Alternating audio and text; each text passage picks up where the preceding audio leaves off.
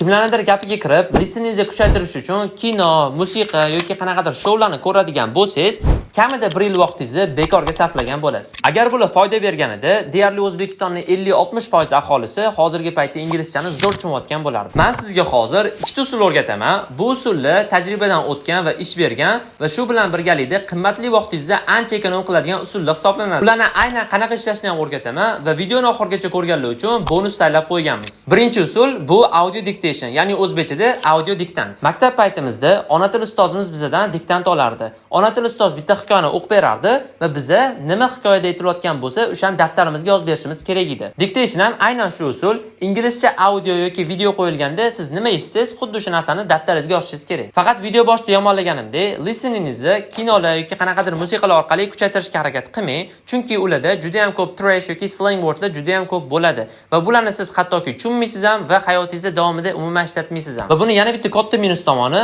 siz o'sha videoni tushunmaganingiz uchun o'zingizga o'zingiz bosim qilishni boshlaysiz. Lekin aslini olganda buni hattoki listeningdan 9 olgan insonlar ham yaxshi tushunmaydi. Agar siz dictation'ni qog'ozga yozishga erinsangiz, bitta juda ham zo'r veb-sayt bor. Sayt orqali siz o'zingiz darajangizga mos bo'lgan audio dictation'larni topishingiz mumkin va bir vaqtda o'zini tekshirtirishingiz ham mumkin va shu orqali siz darajangizni yaxshigina ko'tarishingiz mumkin. Sayt nomini videoni opisiyaniyasida yozib qoldiraman. Ikkinchisi, ko'pchilik biladigan, lekin to'g'ri foydalanmaydigan usul speed up training. Bitta darajangizga mos keladigan video yoki audioni toping va uni 1x da eshitib ko'ring. Agar siz uni to'laqonli tushunadigan bo'lsangiz, ana undan keyin siz sekin-astalik bilan tezligini oshirib ko'ring va o'sha audioni yana qayta eshitib ko'ring. Misol uchun 1x da to'laqonli tushundingiz va undan keyin uni 1-2x ga qo'yib qayta eshitib ko'ring. Va mana shunday tezlikni oshirish orqali siz listeningizni yaxshigina darajaga olib chiqib olishingiz mumkin. O'zi asosiy patolog 1.5x yoki 1.7x gacha chiqadi. Undan yuqoriga chiqarib o'zingizni qiynab o'tirishingiz shart emas. Bu usulda bitta emas, balki bir nechta audio yoki videolardan foydalaning. Va bir narsani eslab qoling, bu usul orqali 1-2 haftada qanaqadir natijaga chiqib qolmaysiz.